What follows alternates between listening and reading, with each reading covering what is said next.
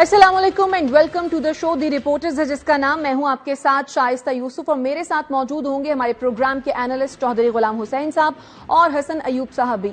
नाज़रीन, आज की जो सबसे बड़ी और अहम डेवलपमेंट है वो है supreme court practice and procedure act case के हवाले से इस अहम केस का फैसला बिलाखिर 5 समातों के बाद आ गया है। और supreme court practice and procedure act के खिलाफ जो दरखास्तें दायर की गई थी वो दरखास्तें मुस्तरद कर दी गई हैं और सुप्रीम कोर्ट ने प्रैक्टिस एंड प्रोसीजर एक्ट को कानूनी करार दे दिया है। 10-5 के तनासुब से ये फैसला आया है। चीफ जस्टिस ने क्या कहा है, जरा पहले वो सुन लेते हैं। For reasons to be recorded later, these petitions are decided as under. Subject to paras 2 and 3 below, by a majority of 10-5, the Supreme Court Practice and Procedure Act 2023 is sustained as being in accordance with the Constitution of the Islamic Republic of Pakistan, and to this extent the petitions are dismissed. अच्छा, इसके साथ साथ अपने फैसले में उन्होंने ये भी कहा है कि अपील का इख्तियार मान लिया गया है। Paragraph 2. By a majority of 9-6, subsection 1 of section 5 of the Act, within brackets, granting a right of appeal prospectively, is declared to be in accordance with the Constitution, and to this extent the petitions are dismissed. इसके साथ साथ फैसले में यह भी बताया गया है कि माजी से इसका इतलाक नहीं होगा। 3.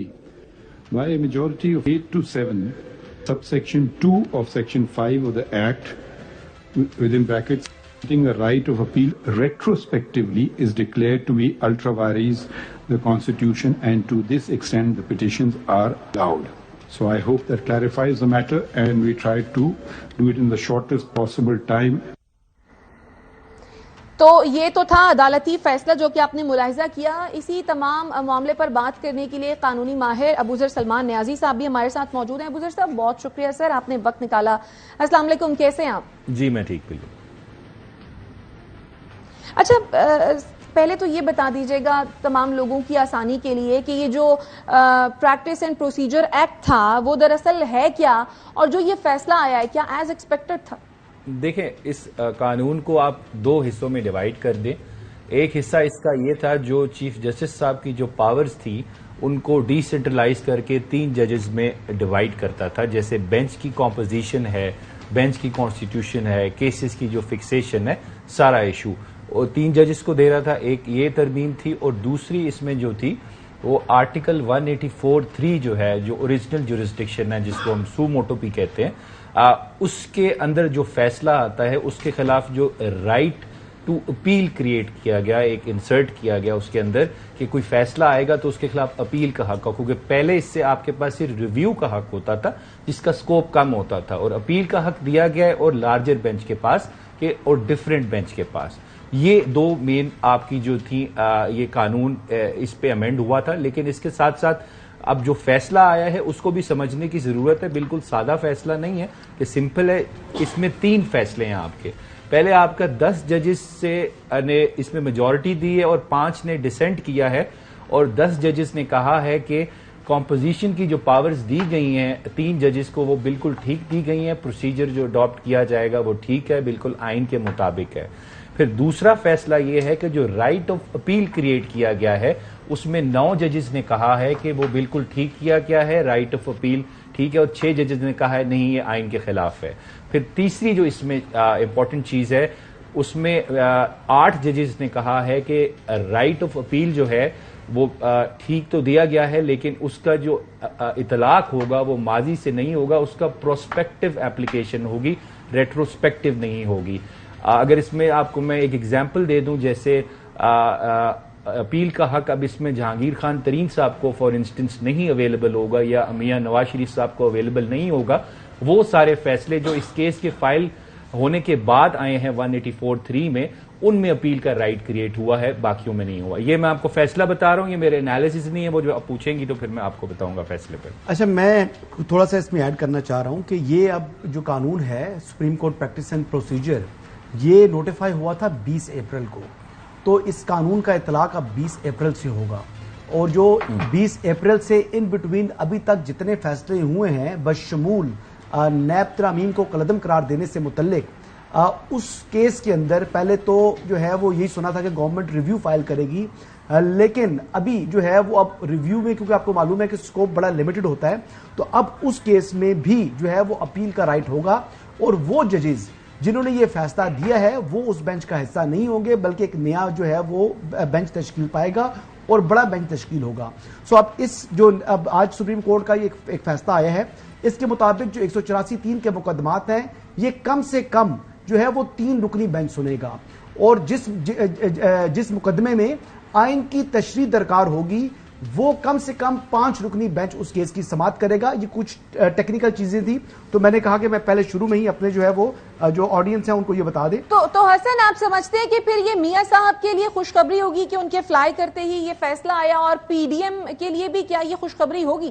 نہیں، یہ بیسیکلی سپریم کورٹ کے اب کے حوالے سے یہ ہے معاملہ کہ آنے والے چیف جسٹس صاحبان کے جو اختیار تھا 184(3) کے مقدمات کے حوالے سے، 184(3) کو ابو ذر سلمان نیازی صاحب بھی کہیں گے، یہ اس کو کہتے ہیں اوریجنل جوریسڈکشن سپریم کورٹ کی جو اصل اختیار ہے، وہ سپریم کورٹ کے 184(3) کے جو مقدمات ہیں جس پہ بشمول سو موٹو بھی اس کا ایک حصہ ہے، وہ مقدمات میں پہلے ون مین شو ہوتا تھا، اختیار ملا ہے اس کانٹیکسٹ میں بات کر رہے ہوں۔ پہلے ون مین شو ہوتا تھا، اب یہ اختیار ایک جو چیف جسٹس سے لے کر 3 سینئر 3 ججز کے اوپر مشتمل جو ہے ایک کمیٹی بن گئی ہے۔ 3 مین شو ہو گیا نا، اب 3 مین شو ہو گیا جی۔ اب ایک پائلٹ ہے اور 2 کو پائلٹس ہیں، جیسے ابھی پائلٹ جہاں پر موجود ہیں ابو ذر سلمان نیازی صاحب، میں اور چوہدری صاحب جو ان کے کو پائلٹ ہوتے ہیں جی، لیکن ہم باقی 12 ججز کو کنٹرول کر سکتے ہیں تینوں مل کے۔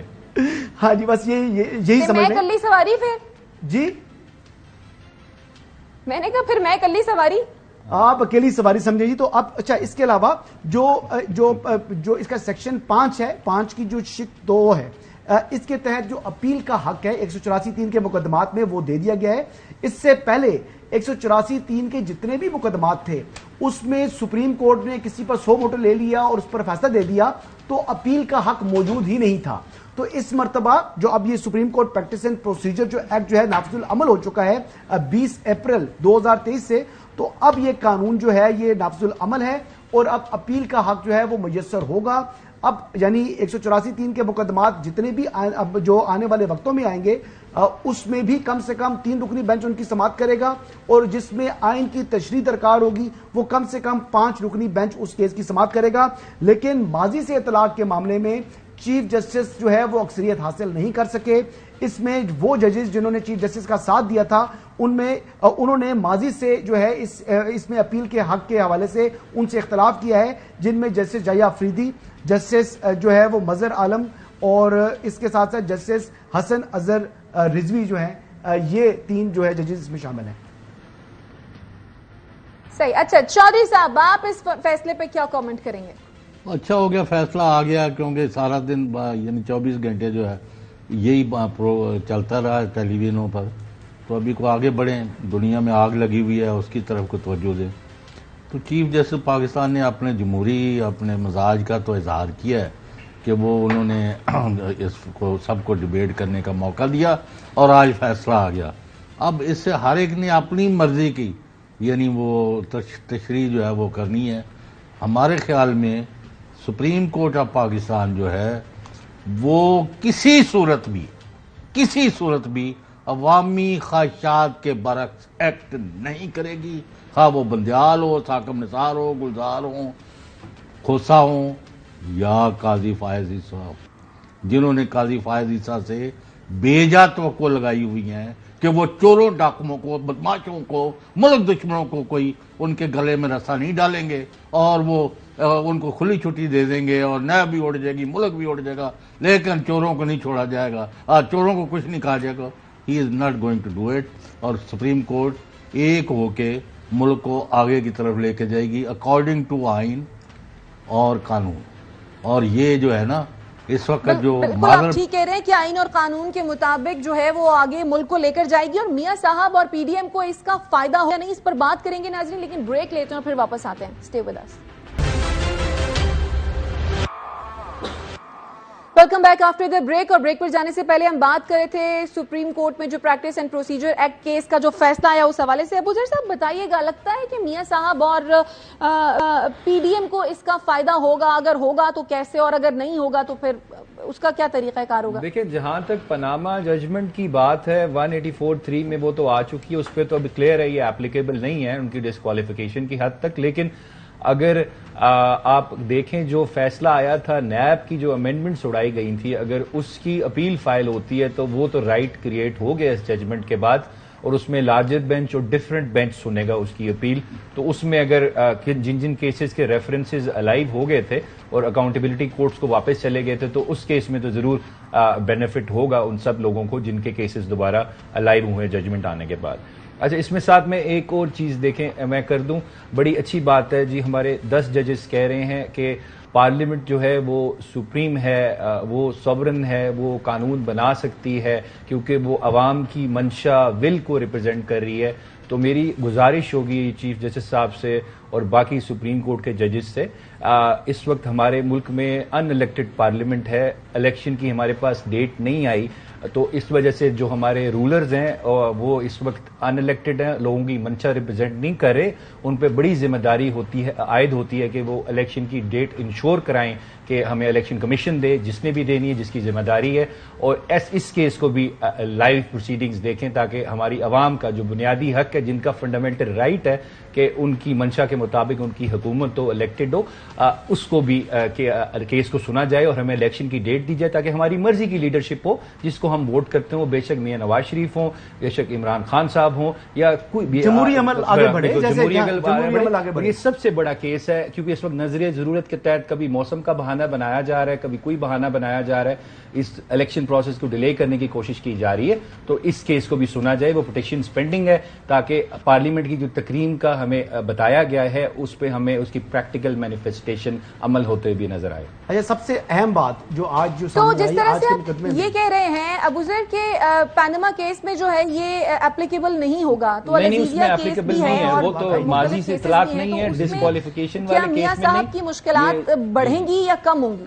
नहीं, देखिए मुश्किलात उनकी वो तो आएंगे तो पता लगेगा। सबसे पहले तो उन्होंने जब आना है तो मेरी नजर में, क्योंकि सरदार तारिक मसूद साहब ने अपनी राना आसिफ केस में फैसला दिया है थोड़े अरसे पहले कि अगर एक कन्विक्टेड पर्सन पाकिस्तान कोर्ट आना चाहता है तो सबसे पहले उसने सरेंडर करना है। अगर वो सरेंडर करेंगे, अरेस्ट होंगे, वो क्या तरीकाकार होगा, जेल जाएंगे या उनके घर को सब जेल डिक्लेयर किया जाएगा, वो पता लगेगा हम जो आएंगे। अगर वो अपना केस सुनवाना चाहते हैं कि अदालत सुने, when you come to equity you come with clean hands, you have to surrender before the court of law.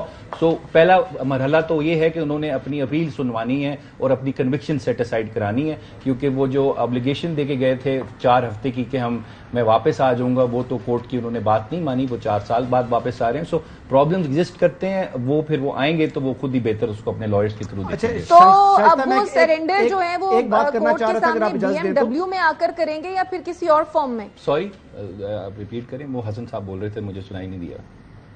जी हसन अयूब जी, मैं ये बात करना चाह रहा हूं कि आज जो दूसरा दिन था तो यही बहस हो रही थी कि क्या एक सादा कानून साजी के जरिए सुप्रीम कोर्ट के रूल्स को या सुप्रीम कोर्ट के ऊपर जो है वो उसके प्रोसीजर के ऊपर इंटरवीन कर सकती है पार्लियामेंट।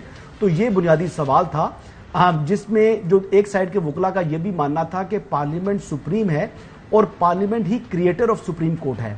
तो आज सुप्रीम कोर्ट के फुल कोर्ट ने, चाहे अक्सरियती फैसला है 10 के मुकाबले में 5 के मुकाबले में 10 जजेस ने फैसला दिया है, लेकिन अब ये 15 मेंबर सुप्रीम कोर्ट के फुल कोर्ट का फैसला है कि पार्लियामेंट सुप्रीम है और parliament he creator of supreme court है। नहीं, इससे पहले सुप्रीम कोर्ट के फुल कोर्ट कह चुका है कि कॉन्स्टिट्यूशन सुप्रीम है, अगर फंडामेंटल राइट के खिलाफ फैसला होगा तो सुप्रीम कोर्ट स्ट्राइक डाउन कर सकती है। Parliament he creator of constitution है, parliament he creator of constitution है, ब्रिटिश कॉन्स्टिट्यूशन में पूरी दुनिया में सिर्फ पार्लियामेंट सोवरन है। अमेरिका, इंडिया, पाकिस्तान, हर जगह फुल कोर्ट्स की जजमेंट्स है जो कहती हैं अगर آئین کے خلاف کوئی قانون بنے گا ٹھیک. تو وہ اسٹرائک تو ڈاؤن یہی موقف تھا نا جی, یہی موقف تھا کہ جو سپریم کورٹ کے اندر جو ہے وہ اچھا چلیں اوپر بھارت اس دیکھیں معاملے گے کو تو چھوڑیں ذرا حسن, ریزن میرے پاس تھوڑا وقت ہے تو میں صرف یہ جاننا چاہ رہی ہوں ان کے حوالے کہ جب میاں صاحب سرنڈر کریں گے تو وہ BMW میں آ کے سرنڈر کریں گے یا پھر کسی بختر بن گاڑی یہ اب ریزننگ آئے گی تو ہم دیکھیں گے انہوں نے کس بیسس پہ اس کو اسٹرائک ڈاؤن نہیں کیا کہ پارلیمنٹ سپریم میں یہ کہہ رہے ہیں کہ آئین سے متصادم نہیں ہے. نہیں, آئین سے متصادم تو تھی نہیں نا. ہاں, اچھا تو وہ یہ کہہ رہے ہوں گے نا دیٹ مینس آئین سے لیکن پارلیمنٹ کی سپریمیسی تو انہوں نے مانی نا آج. اچھا آپ کو کوشچن کری تھی شائستہ. ٹھیک, میں یہ پوچھ رہی ہوں کہ میاں صاحب سرنڈر جب کریں گے تو گاڑی کون سی ہوگی ان کی, BMW یا پھر بختر بن؟ اب یہ دیکھیں کہ کیا ہوتا ہے, یہ تو فیصلہ عدالتوں نے کرنا ہے. نہ تو میں جج یہاں پر بیٹھا ہوں کہ میں فیصلہ کروں کہ جی میاں صاحب جو ہیں وہ جیل جائیں گے یا وہ نہیں جائیں گے, وہ ان کے گھر کو جو ہے یا کسی گیسٹ ہاؤس کو سب جیل قرار دیا جائے گا. یہ تو ابھی دن کتنے رہ گئے ہیں, آج 11 تاریخ ہوگی ہے, 10 دن باقی ہیں. تو 10 دن تھوڑی سی پیشنس رکھ لیں. یعنی آپ کو یہ لگتا ہے کہ آپ جج نہیں ہیں لیکن یہ فیصلہ تو خیر عدالت ہی کرنا ہے. ٹھیک ہے, آپ کا پوائنٹ آ گیا. ناظرین بریک لیتے ہیں اور جب بریک سے ہم واپس آئیں گے تو پھر ہم بات کریں گے طوفان الاقصی کی, جس کو شروع ہوئے آج 5واں روز ہے. غزہ کی صورتحال کیا ہے, اسرائیل کی جارحیت کس طرح سے جاری ہے, اس پر بات کریں گے لیکن ایک بریک کے بعد. Welcome back after the break. اور اسرائیل اور حماس کی لڑائی میں منظرنامہ کچھ یوں ہے کہ غزہ ایک قید خانے میں تبدیل ہو چکا ہے. اس قید خانے میں عمارتوں کے ملبے ہیں, لاشیں ہیں, لیکن بجلی نہیں ہے, پانی نہیں ہے اور کھانا بھی نہیں ہے. ہسپتالوں اور ایمبولینسز کو بھی نشانہ اس وقت بنایا جا رہا ہے. اور شہادتوں کی تعداد اگر میں آپ کو بتاؤں تو اس وقت شہید فلسطینیوں کی جو تعداد ہے وہ 974 ہو چکی ہے, جس میں 143 بچے بھی شامل ہیں, 100 سے زائد خواتین بھی شامل ہیں. لیکن جو اسرائیل ہے اس کی سفاکیت کا جو سلسلہ ہے وہ ختم ہونے میں نہیں آ رہا ہے. اور بنجامن نیتن یاہو نے ایک ٹویٹ کی ہے اور اس ٹویٹ میں انہوں نے لکھا ہے کہ continue with all the strength, یعنی جو یہ ظلم و بربریت کا سلسلہ ہے اسے پوری طاقت سے جاری رکھو. ایک طرف سے نیتن یاہو کی جانب سے یہ ٹویٹ کی گئی, دوسری جانب ہم دیکھ رہے ہیں کہ غزہ میں صورتحال کچھ اس قسم کی بنی ہوئی ہے کہ غزہ میں کوئی بھی سیف پلیس نہیں رہ گئی ہے. الجزیرہ کی رپورٹ کے مطابق 9 safe places in Gaza as Israeli attacks overwhelm hospitals, یعنی کہ اسپتالوں کو بھی اس وقت نشانہ بنایا جا رہا ہے پوری قوت سے, پوری طاقت سے.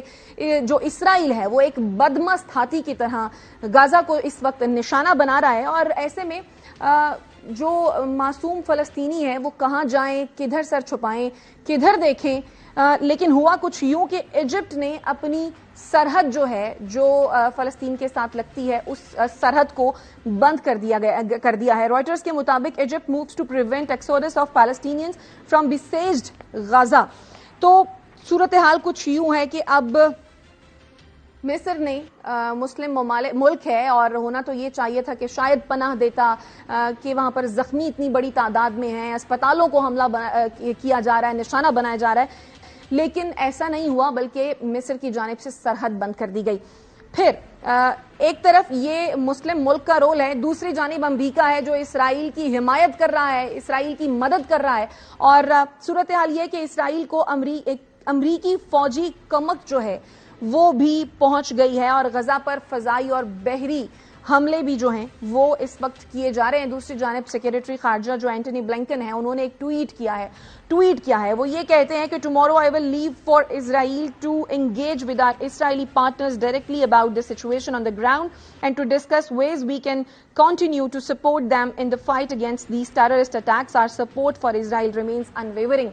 جا رہے ہیں وہ اسرائیل, دورہ کریں گے اور زمینی حقائق کا وہ معائنہ کریں گے. اور وہ یہ کہتے ہیں کہ اسرائیل کے ساتھ ان کی غیر متزلزل حمایت جو ہے وہ موجود ہے. اور جو بائیڈن امریکی صدر وہ یہ کہیں, انہوں نے پوری دنیا کو دھمکی لگا دی ہے. وہ یہ کہہ رہے ہیں کہ فائدہ اٹھانے والے ملکوں کو میں یہ کہتا ہوں کہ ایسا مت کریں. کیا کہتے ہیں ذرا سنیے.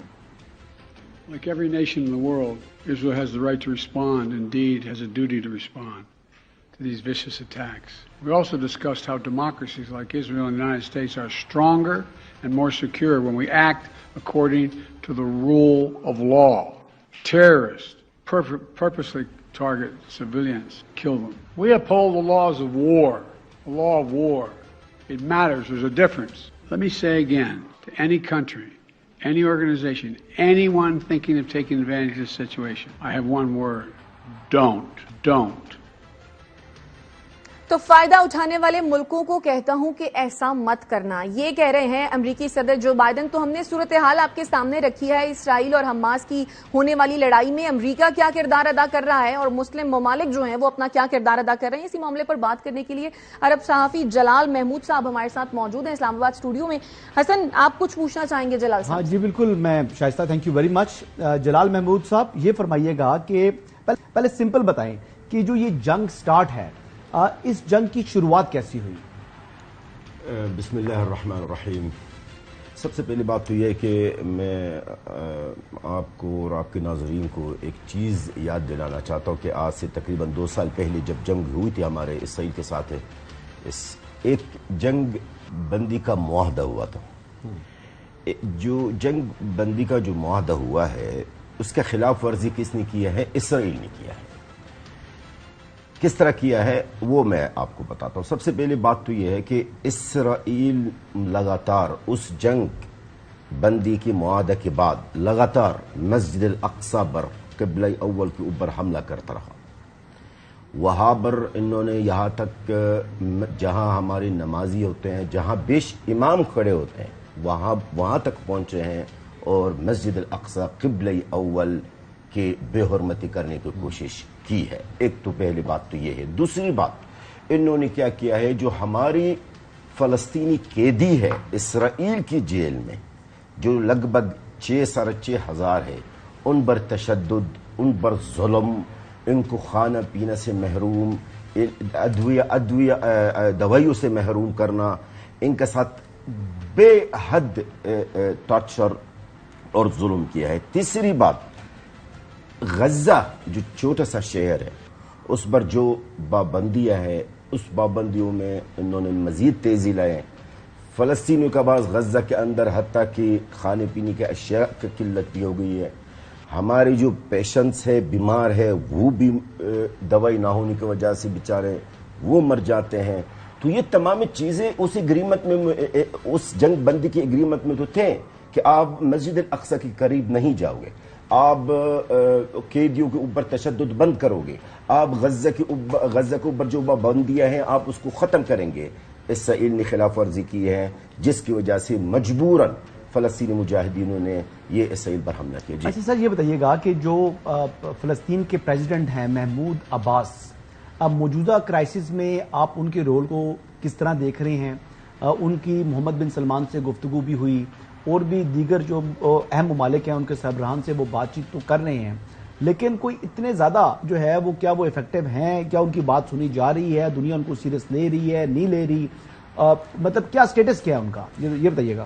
دیکھیے، محمود عباس صاحب انہوں نے وہی کام کیا ہے جو ایک بندہ ہے، انہوں نے اپنا اختیار ڈال کر مذاکرات کے لیے آیا ہے، اور یہ ہوتا ہی نہیں ہے۔ کوئی محب وطن لیڈر ہو یا صدر ہو کبھی بھی اپنا اختیار ڈال کر مذاکرات نہیں کرتا۔ یہ محمود عباس صاحب کو ہمارے تقریباً لگ بھگ کوئی 17-18 سال ہو گئے صدر، انہوں نے اسرائیل کو کبھی بھی اسرائیل پر کوئی سختی نہیں کی ہے۔ انہوں نے باقاعدہ اپنے جو ان کے مسلح فورسز ہے اور ان کے جو سیکورٹی فورسز ہے ان کو کلیئر انسٹرکشنز دی ہے، ہدایات کی ہے کہ اسرائیل کی طرف کچھ نہ کرے، اسرائیل کے ساتھ کچھ نہ کرے۔ اب ایسا ہوتا ہی نہیں ہے کہ آپ کو ان سے کوئی امید نہیں ہے؟ نہیں، محمود عباس سے اس کا مطلب ہے کہ آپ کی باتوں سے تو یہی ظاہر ہو رہا ہے کہ شاید آپ کو کوئی امید ہی نہیں ہے۔ محمود عباس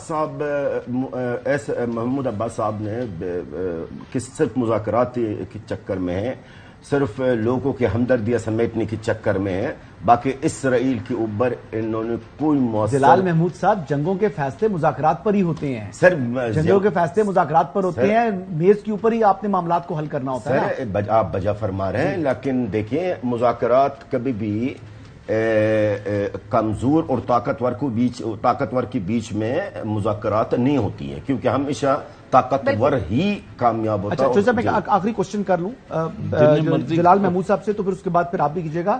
اچھا جلال محمود صاحب، یہ بتائیے گا کہ حماس کا ہدف کیا ہے، اور آپ کو لگتا ہے کہ جو اگر یعنی کیا آپ کو جنگ بندی ہوتی دکھائی دے رہی ہے، یہ کرائسس کتنا لمبا چل سکتا ہے، اور بنیادی طور کے اوپر اس وقت تک یہ پہلی مرتبہ جو ہے کہ اسرائیل کو بھی نقصان ہو رہا ہے.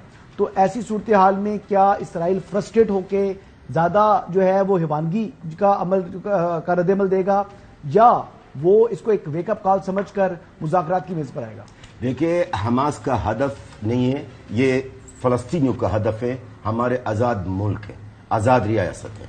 ہم اس پر بھی راضی ہیں کہ 2 ریاست اسرائیل, اور حالانکہ میں آپ کو بتا دوں اسرائیل کا وجود ہی غلط ہے, اسرائیل کا کوئی وجود نہیں ہے. اس کے باوجود بھی ہم یہ کہتے ہیں کہ 2 ریاست ہو. حماس کا مطالبہ ہے کہ ہمارا آزاد ملک ہے. نمبر 1, حماس کا صرف نہیں ہے, یہ فلسطینیوں کے مطالبہ ہے کہ آزاد ملک, ہمارا ملک ہمیں دیا جائے, ہمارے ملک سے نکل جائے. ہمارا یہی مطالبہ ہے جس کا تحفظ بین الاقوامی قانون, انٹرنیشنل لا تحفظ دیتا ہے اس چیز کا, جس کا اجازت دیتا ہے کہ ہمارا ملک, ہم اپنے ملک کے لڑ رہے ہیں. ایک نمبر 1 تو یہ ہے. دوسرا مطالبہ ہمارا یہ ہے مسجد الاقصی ریڈ لائن. مسجد الاقصی ریڈ لائن ہے. مسلمانوں کی مسجد الاقصی اگر دوسرے مسلمانوں کے لیے وہ ریڈ لائن نہیں ہے تو ہمارے لیے ریڈ لائن ہے. ہمارے لیے بھی ہے. میں ایک بات کہہ رہا ہوں, ابھی تک تو ہمیں دیکھیں اس وقت ہمارے لیے ریڈ لائن ہے. مسجد الاقصی کے قریب اسرائیل کو آنے کی اجازت بالکل نہیں ہے. وہ ہمارے مسجد الاقصی کے قریب نہ ہے. ہمارے قبلہ اول ہے, یہ ہمارا بیت المقدس ہے. تیسرا مطالبہ حماس کا ہے اور ہمارا فلسطینیوں کا, وہ یہ ہے جو اسرائیل کی قید میں فلسطینی ہیں ان کو آزاد کیا جائے.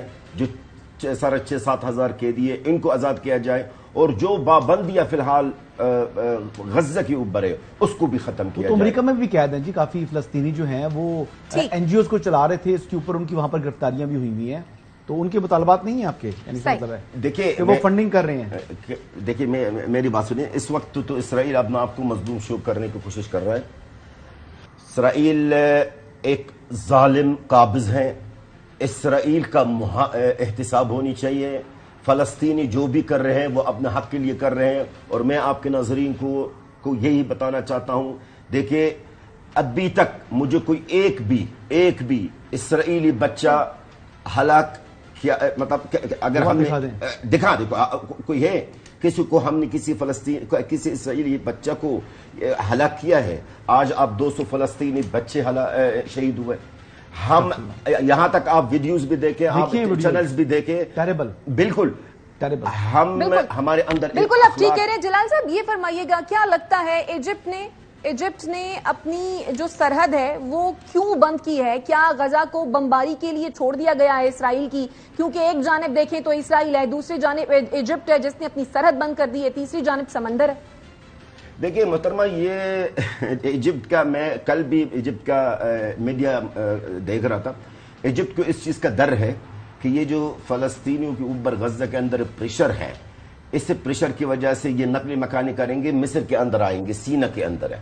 ان کو ڈر اس چیز کا ہے کہ ایسا نہ ہو کہ غزہ کے لوگ جو ہے وہ ہجرت کر کے سینہ ایک علاقہ ہے مصر کے اندر ہے جو بالکل غزہ کے بارڈر کے ساتھ ہے, وہ ایسا نہ ہو کہ وہ ہمارے ملک کے اندر آئے. نہیں, میں مصر کو اور تمام عالم دنیا کو میں بتانا چاہتا ہوں, فلسطینی اپنے ملک چھوڑنے والے نہیں ہیں. وہاں پر مر جائیں گے لیکن وہ اپنی زمین نہیں چھوڑیں گے. جی چوہدری صاحب, اوور ٹو یو. نہیں تو اب یہ جو 23 لاکھ آپ کی پاپولیشن ہے, 23 لاکھ 2.3 ملین غزہ میں, تو ان سب کو بمباری کے ذریعے ملیمیٹ کرنا ہے, تباہ کرنا ہے, مار دینا ہے, ختم کرنا ہے. سر دیکھیے, یہ کوئی نئی بات نہیں ہے فلسطینیوں کے لیے. یہ ہم اس چیز کو ہم 75 سال سے دیکھ رہے ہیں. ظاہر ہے جب کسی ملک پر قبضہ ہوتا تو ان کے عوام کا ساتھ ایسے ہی ہوتا ہے. تو انشاءاللہ اللہ تعالی ہمارے ساتھ ہیں, اللہ مددگار ہے. ہم نے صبر کی ہے, صبر بھی کر رہے ہیں, لیکن یہ بات ضرور میں آپ کو بتا دوں, اس دفعہ حالات کچھ اور ہیں. اس دفعہ صرف ہمارا نقصانات نہیں ہیں, ہمارے نقصان صرف نہیں ہے, نقصان اسرائیل کا بھی ہے اور کافی حد نقصان ہے. تو انشاءاللہ جو ہوگا وہ ہمارے لیے بہتر ہوگا اللہ کے حکم سے. یار ابھی پلیز لبنان, اچھا سیریا, جلال صاحب, جلال صاحب ہم یہ دیکھ رہے ہیں کہ اسرائیل کا کانفیڈنس جو ہے وہ اس وقت خاصا بڑھتا ہوا دکھائی دے رہا ہے جب سے امریکہ نے اپنی حمایت کا اعلان کیا ہے, امریکہ اپنی امداد بھی بھیج رہا ہے, اور ایسے میں ہم یہ دیکھ رہے ہیں کہ جو اسرائیل ہے وہ اپنے لیے نئے فرنٹس بھی کھول رہا ہے, جیسا کہ یہ ایک الجزیرہ کی خبر ہے, Hezbollah fires on Israel after several members killed in shelling. دوسرا پھر ہم یہ بھی دیکھ رہے ہیں کہ missiles fired from Lebanon, mortars launched from Syria as northern front heats up. تو یہ سچویشن اب اس وقت آپ کو کہاں جاتی ہوئی دکھائی دے رہی ہے, اور کیا لگ رہا ہے کہ آگے کیا یہ سچویشن بہتر ہوگی یا پھر یہ جو جنگ ہے یہ بڑھتی جائے گی؟ دیکھیے محترمہ, میں آپ کو بتا دوں, اسرائیل بظاہر اپنا کانفیڈنس شو کر رہے ہیں. ہمیں پتہ ہے اسرائیل کے اندر کیا ہو رہا ہے, اسرائیل کی حکومت پر اور ان کی عسکری قیادت پر کتنا پریشر ہے.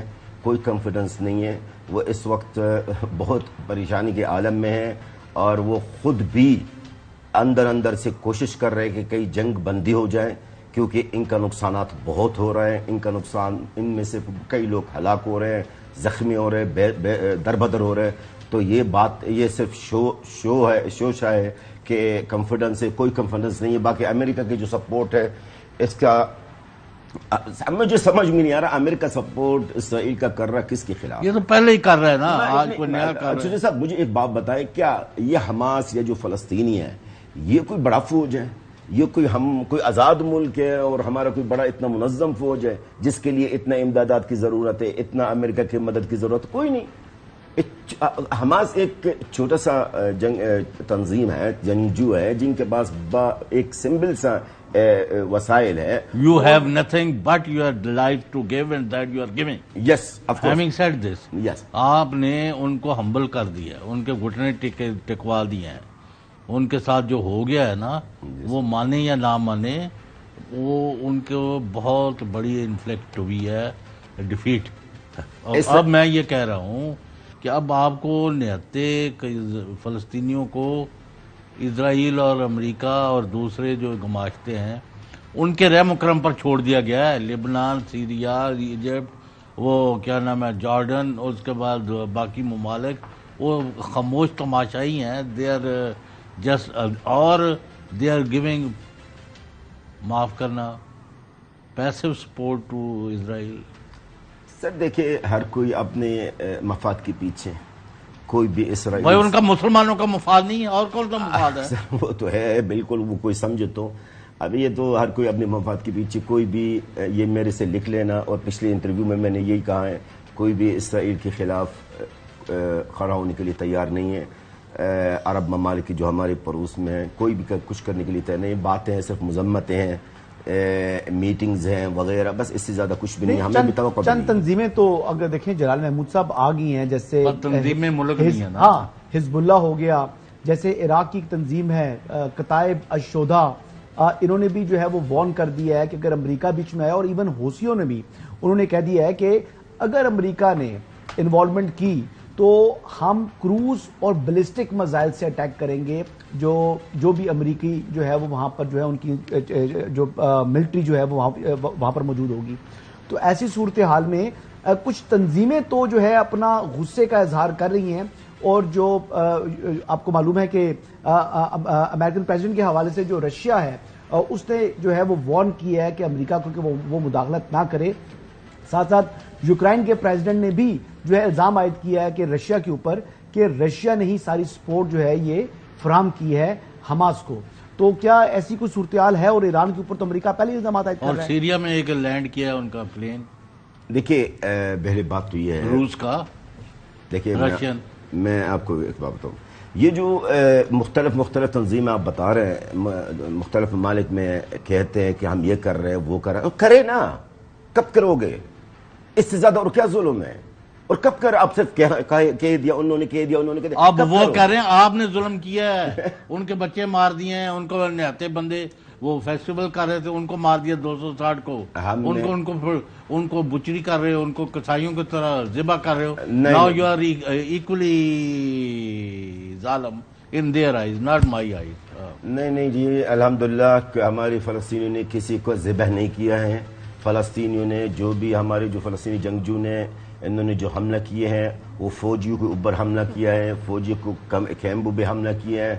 باقی رہا سوال جو لوگ کہہ رہے ہیں ہم کر رہے ہیں اور یہ کریں گے, تو کہہ رہے نا کس چیز کا انتظار ہے جب فلسطینیاں ختم ہو جائے. وہ کہہ رہے ہیں کہ امریکہ جب آئے گا, امریکہ نے اگر بالکل آپ ٹھیک کہہ رہے ہیں, بالکل آپ وہ ٹھیک حملہ کہہ رہے ہیں کریں جلال گے. یہ صاحب, اور بات جہاں پہ آپ یہ کہہ رہے ہیں کہ اب دنیا کو اس میں اپنا رول پلے کرنا چاہیے, ایسے میں یہ بھی بتاتے چلیں اپنے ناظرین کو کہ یورپی یونین کی جانب سے جو ایڈ دی جاتی تھی وہ کینسل پہلے ہو گئی تھی, لیکن اب یہ اعلان سامنے آیا ہے کہ وہ اب کینسل نہیں ہوگی. European Union aid to Palestinians will not be cancelled as decision reversed. پھر اس کے ساتھ ساتھ ہم یہ دیکھ رہے ہیں جلال صاحب کہ پیوٹن جو ہے وہ مغربی دنیا کے ہاتھ نہیں آ رہے ہیں, اور Putin says U S foreign policy failure behind Israel Hamas war, کہ امریکہ نے جو فارن پالیسی اپنائی تھی وہ فیل ہوئی, اس کا نتیجہ ہم یہ دیکھ رہے ہیں جنگ کی صورت میں. پھر رشیا اور چائنا کی جانب سے اگر ہم یہ دیکھیں تو وہ جو حماس کا محاصرہ کیا گیا, غزہ کا محاصرہ کیا گیا, اس کو وہ ریفیوز بھی کر رہے ہیں. اور as western nations express anger at terror group Moscow and Beijing only comment on violence as Iran praises Israel horror. تو جلال صاحب کیا لگتا ہے, جیسا کہ آپ کہہ رہے ہیں نا کہ رول پلے کریں, اپنا رول پلے کریں, تو پھر آپ کو لگتا ہے کہ چائنا یا پھر رشیا اپنا رول پلے کر سکتا ہے؟ کیونکہ ایجپٹ تو ہم نے دیکھ لیا, وہ تو کچھ بھی نہیں کر رہا, اس نے تو اپنی سرحدیں ہی بند کر دی ہیں. تو چائنا یا رشیا سے کوئی توقعات لگائی جا سکتی ہیں کہ وہ اپنا کوئی رول پلے کرے؟ کیونکہ نہ عرب لیگ آیا نہ OIC آیا. بالکل ہمیں کسی سے کوئی توقعات نہیں ہے. میں آپ کو, میری یہ آواز نہیں ہے, یہ فلسطینیوں کی آواز ہے. ہمیں کسی سے کوئی توقعات نہیں ہے. روس سے یا چائنا, بس جہاں بھی امریکہ کی نام آتا تو وہاں پر وہ اپنی سٹیٹمنٹ دینا شروع کر دیتے ہیں. ہوگا کچھ بھی نہیں ہے. نہ میری بات بھی اور آج کی تاریخ بھی یاد رکھیے گا, نہ روس ہمارے لیے کچھ کریں گے نہ چائنا والا ہمارے لیے کچھ کریں گے. یہ باتیں ہیں, آج کی تاریخ, آج کا ٹائم آپ یاد رکھیے گا. یہ صرف باتیں ہیں, کچھ نہیں ہوگا, نہیں کریں گے. اور میں آپ کو یہ بھی بتا دوں, یہی اسرائیلی فلسطینیوں کا قتل عام کرتے رہیں گے, اور ہماری جنگجو جو ہے فلسطینی وہاں پر جنگ کرتے رہیں گے. تو محمود جلال صاحب یہ بتائیں کہ کوئی جنگ بندی کی کوئی صورت نظر آ رہی ہے آپ کو؟ جی سر, جنگ بندی کی کوئی صورت نظر آ رہی ہے آپ کو؟ جنگ بندی کا تو ہوگی, لیکن اب نہیں ہے. جنگ بندی کی ہوگی, ابھی کچھ ٹائم لگے گا. جب تک کہ بنیامین نیتنیاہو, اسرائیل کا جو وزیر اعظم ہے, جب تک وہ اپنا پورے ایک سٹسفیکشن نہ کر لیں, وہ اپنا بدلہ پورا نہ لے, وہ بدلہ ہی سمجھتا ہے اس وقت, وہ میرے خیال میں جنگ بندی کی طرف نہیں جائے گا. لیکن یہ ضرور میں آپ کو بتا دوں, مصر بڑا کوشش کر رہا ہے, بڑا پریشر ڈال رہا ہے کہ جنگ بندی ہو جائے, کیونکہ اس پورا خطہ میں سب سے زیادہ پریشانی ہے مصر کو. تو جنگ بندی میرے خیال میں اسرائیل کو, ہم سے زیادہ اسرائیل کو چاہیے. جی شاہد صاحب یعنی آپ کہتے ہیں کہ جنگ بندی ہوگی, مگر فی الحال آپ کو جنگ بندی نظر نہیں آ رہی. لیکن جلال صاحب, آج ہم نے دیکھا کہ ایشکولون میں حماس کی جانب سے حملے کیے گئے ہیں, راکٹ داغے گئے ہیں. ایشکولون غالباً وہ علاقہ ہے جہاں پر آئل ریفائنریز ہیں. اسرائیل جو کوریڈورز بنا رہا ہے, بڑے پلانز کر رہا ہے ملکی معیشت دنیا پر راج کرنے کا, تو آپ کو لگتا ہے کہ وہ یہ سب کچھ ٹالریٹ کر پائے گا, بیئر کر پائے گا؟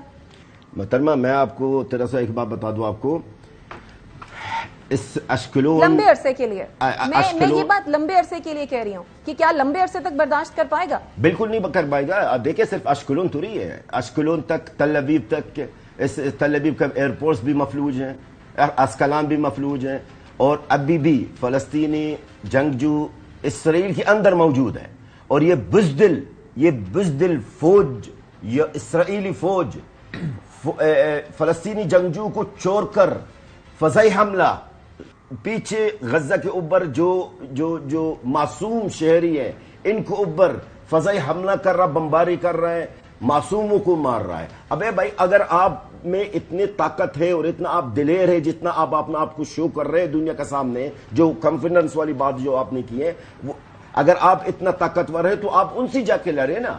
آپ 10-20 ہزار فٹ کی بلندی پہ آپ معصوم شہروں پہ آپ بمباری کر رہے, بلڈنگز تباہ کر رہے, ایمبولینس تباہ کر رہے.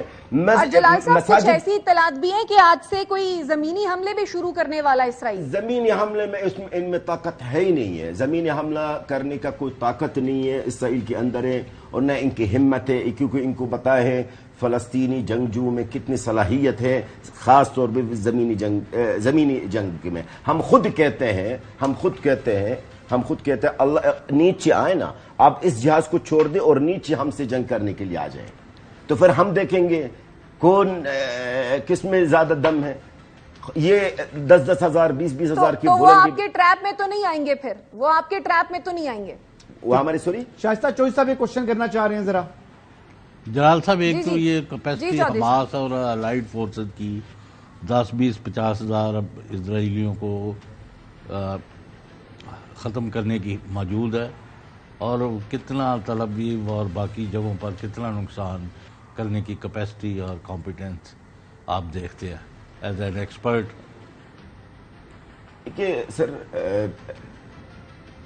اس کے جنگجو فلسطینی جنگجو کے پاس اس وقت ابھی بھی بہت کچھ باقی ہے.